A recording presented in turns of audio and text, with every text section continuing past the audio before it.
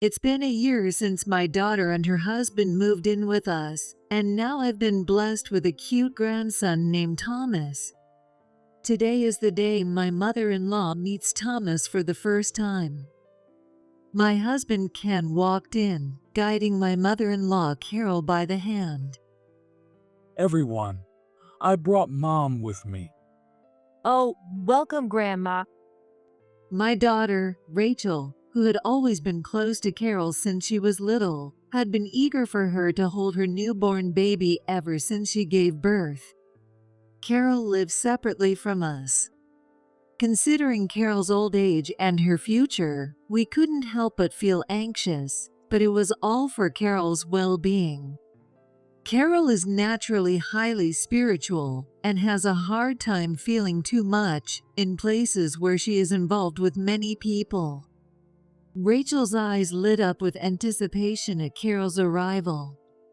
Encouraged by Rachel's expectant gaze, I walked over to Carol with Thomas, who I had been holding.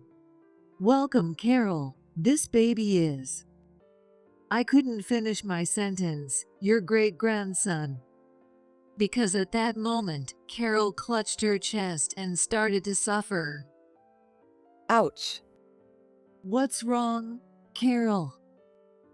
Just moments ago, Carol had been smiling warmly, but the moment she saw Thomas, her eyes widened, and she collapsed to the ground. "What happened, Carol? Are you okay?" It hurts. So painful. That baby is, no. Carol desperately tried to convey something. However, in stark contrast to her, Thomas remained innocently smiling in my arms. "My name is Joy Smith. I used to work as a caregiver, but now I am retired and live with my husband Ken and my daughter's family. Our peaceful life with the four of us is very fulfilling, but there are a few things that concern me." I wish Grandma could live with us. My daughter Rachel sighed sadly as she sipped her coffee.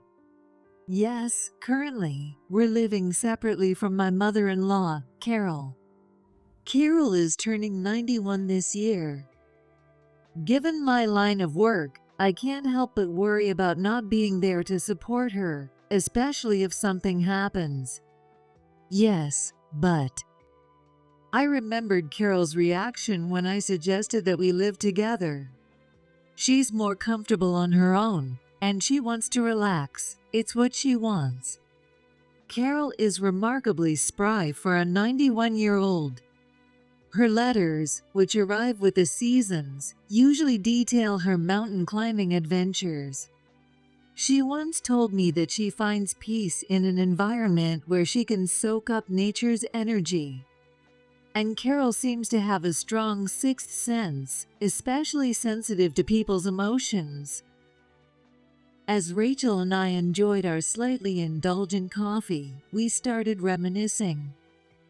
"Remember when you went missing back in kindergarten, Rachel?" What? Really? Rachel sounded surprised. She was probably too young to remember much from that time. But Ken and I were frantically searching for our missing daughter. Even strangers on the street were saying, "We'll help you." We called neighbors, walked around the kindergarten and the neighborhood, but we couldn't find you anywhere. Ken suggested we talk to Carol, and then Carol. This was over 10 years ago, so Carol was even more energetic back then. When we consulted her, she said, "That's terrible," and quietly closed her eyes. I wondered what she was doing, but felt an atmosphere that told me not to interrupt, so I stayed silent. A few seconds later, Carol clutched her chest in pain, as if she could feel it herself, and said, She's in a dark place. It's lonely and very painful.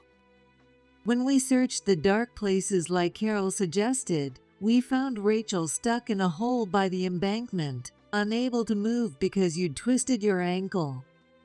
No way. I don't remember any of that. Afterward, when we asked Carol how she knew, she just said, I could feel Rachel's fear. As I finished the story, Ken, who had been silently reading the newspaper, looked up and smiled nostalgically. Yeah, I remember that happening. She must have an inspiration. Grandma's amazing. Ken had told me about Carol's inspiration, but I didn't believe it until that incident. I always thought such things were just fiction. But Carol's behavior at that time was genuinely uncanny, and since then, I've come to accept the strange things she says. Because of Carol's sensitivity to others' emotions, I can't push too hard for her to live with us. With such sensitivity, it makes sense she'd prefer being alone. Living with others might actually stress her out and make her health worse. But this situation can't continue forever. I sighed deeply, pondering what to do. And that wasn't my only worry. Since Rachel and her husband Sean got married and moved in with us a year ago, our front door has been repeatedly vandalized with spray paint. Another graffiti. One day, when I stepped outside to weed the flower bed, I saw bright green graffiti on the front door. Cleaning such extensive spray paint alone was too much work, so I called Ken for help as usual. Ken, could you help me clean off this graffiti? Oh, again? Sure, give me a moment. The graffiti was frequent, and we still didn't know who was responsible. We even had a graffiti cleaning kit ready at home. This time, it was just a messy smear on the door, but sometimes there were malicious messages like curse or unforgivable. Who on earth could be doing this? We asked around the neighborhood, but no one had seen the culprit.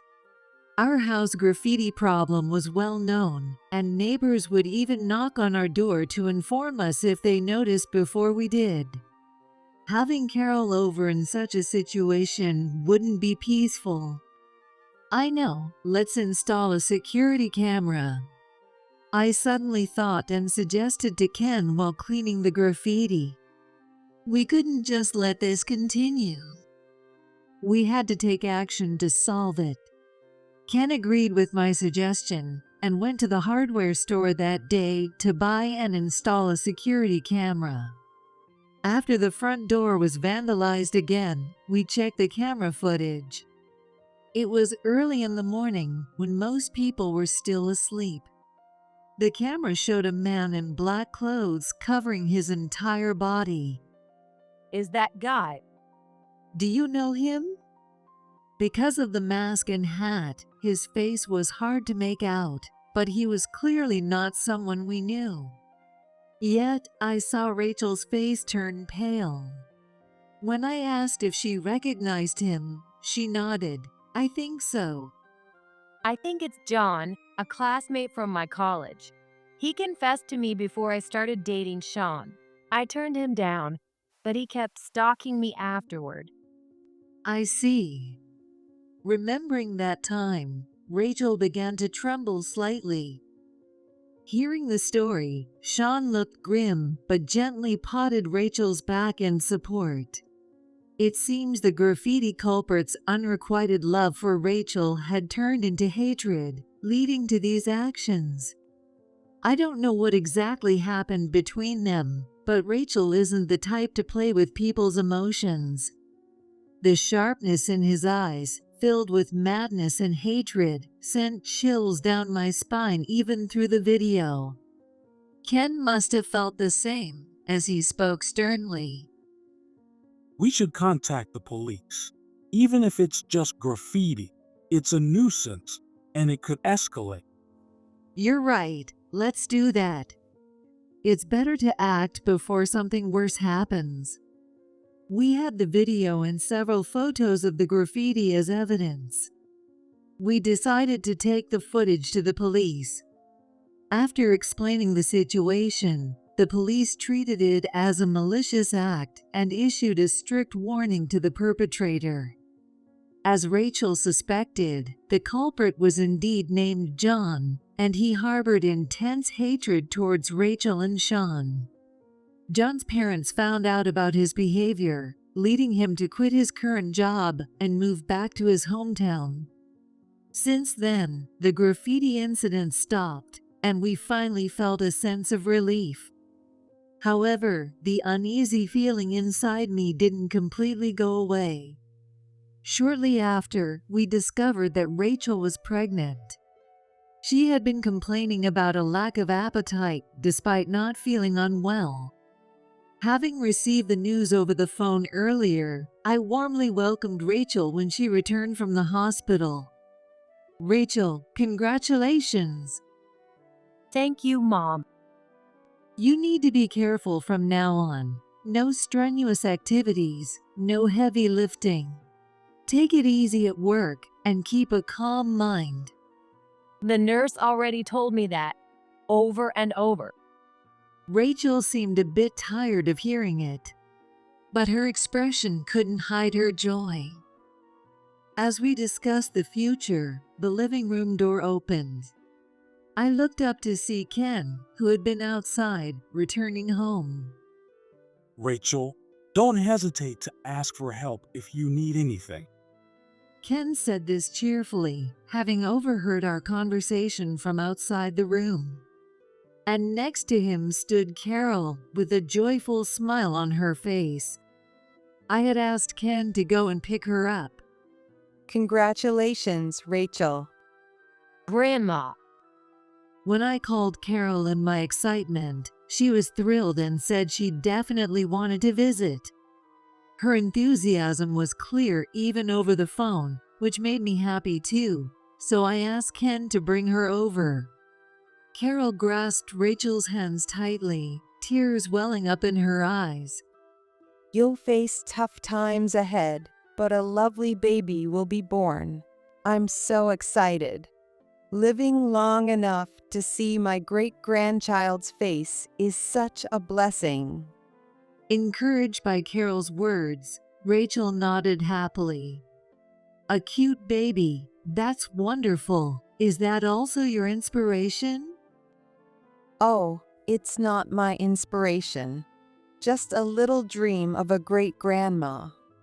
When I asked, Carol winked playfully. Yes, you're right. Any baby would be adorable. As I silently regretted my clumsy question, I remembered the graffiti incident. Oh, Carol, you know, I mentioned to you someone was vandalizing our house? Yes, I remember. We found out who it was, called the police, and the vandalism has stopped. So you don't need to worry anymore. Won't you live with us? John has gone back to his hometown, and our neighbors are kind and peaceful people. There's no reason for Carol to worry, but she shook her head firmly. I couldn't intrude on your family time. I'm fine living as I am. Intrude? You're part of our family, Carol. I tried to persuade her, but Carol didn't budge. After that, Rachel's belly grew steadily, and without any major issues, she gave birth safely. The baby boy was named Thomas. He had the same adorable features as Rachel. Remembering when I gave birth to Rachel, I realized how much she had grown to now experience the same thing, and I couldn't help but cry with emotion. Rachel was eager to show Thomas to Carol right away, but I advised her not to overexert herself just after giving birth, so the visit was set for a month later. Thomas is so cute. Peekaboo. When I played with him, Thomas laughed innocently. Today is the day Thomas meets Carol for the first time. To help Rachel, who had returned home from the hospital, I tried to assist with childcare as much as possible. Above all, the fact that I had a grandchild made me incredibly happy. Thomas already loves his grandmom so much. I hope so. Thinking that I had finally become a grandmother filled me with deep emotion. While talking with Rachel and playing with Thomas, Ken returned with Carol. I brought Mom with me. Oh, welcome, Grandma. Rachel had wanted Carol to hold Thomas since the day he was born. When Carol finally arrived, Rachel's eyes sparkled with excitement. Encouraged by Rachel's expectant look, I approached Carol with Thomas in my arms. "Carol, this is your great-grandson." I couldn't finish the sentence. "Thomas?" Because at that moment, Carol clutched her chest and started to suffer. Ouch. "Carol." Just moments before, Carol had been smiling warmly, but the instant she saw Thomas, her eyes widened and she collapsed. "What's wrong, Carol? Are you okay?" Ouch. It's painful. No. "What do you mean? Thomas is not okay?"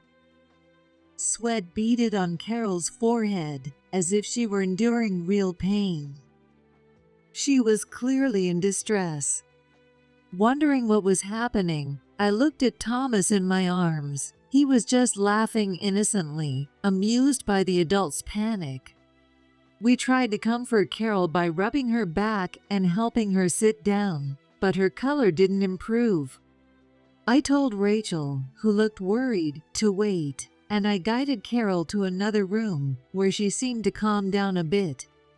I'm sorry. Can I go home? Please don't misunderstand. It's not Thomas's fault. "I understand. I'll take you home." Though Ken had brought her and Rachel had been looking forward to today, we couldn't let Carol suffer like this. I decided to drive Carol home as she requested. "Carol, are you feeling better?" Yes, much better. I'm so sorry.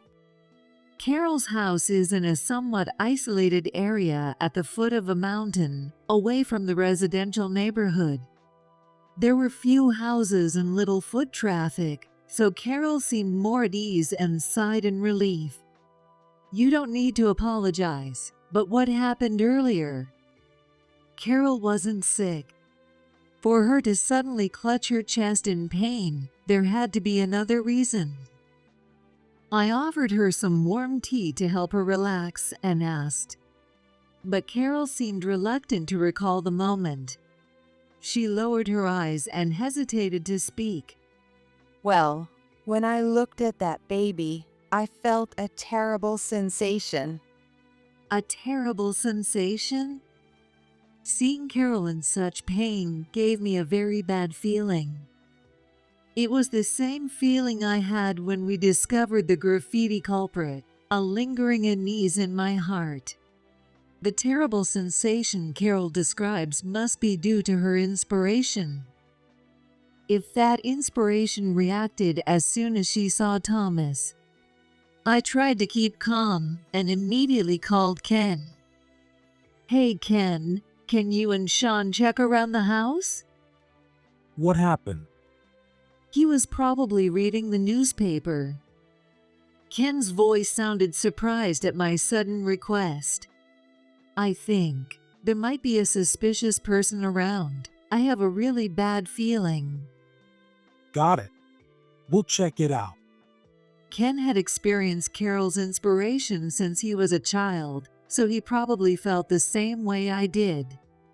Understanding my concern, he quickly called Sean, told Rachel to stay inside, and went outside.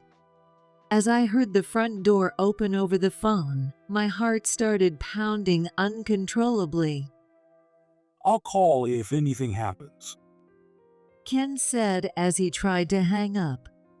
But the next moment, I heard Ken's shout echo through the phone. Hey, what are you doing there? I heard Ken's footsteps running, followed by angry shouts as he and Sean confronted someone. Then, the unpleasant sound of metal clashing. How dare you? Rachel, you betrayed me and had a baby. Don't think you'll be the only one happy. The voice I heard was not Ken's usual calm tone, but a man's voice filled with hatred and malice. "Ken, what's happening, Ken?" I clung to the phone desperately, but the noise made it hard to understand what was going on.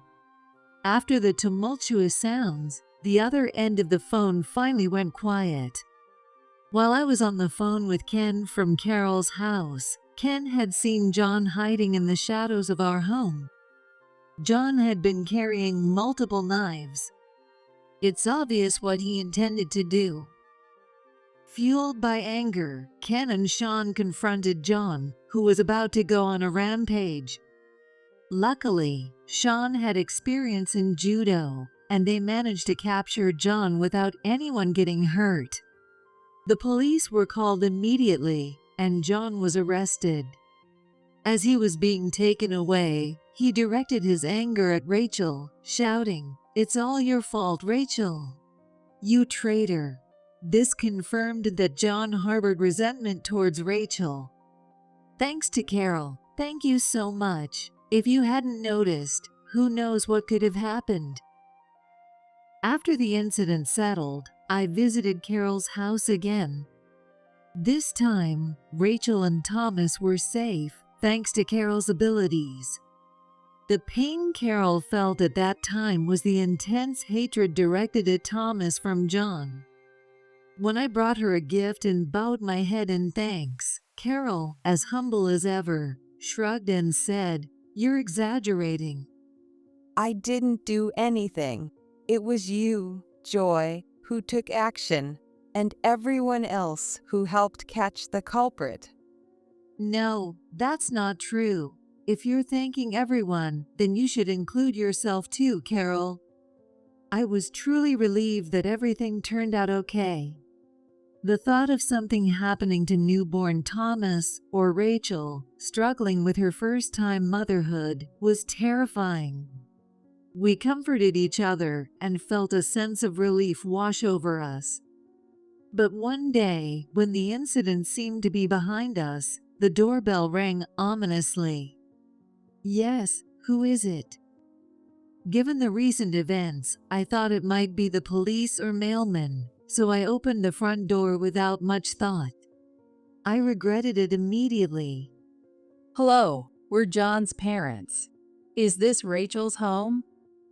A couple I didn't recognize stood there, wearing unsettling smiles. "John." We deeply apologize for the trouble our son has caused. John was the man who had tried to harm Rachel and Thomas. Why were his parents here at our house? How did they even know our address?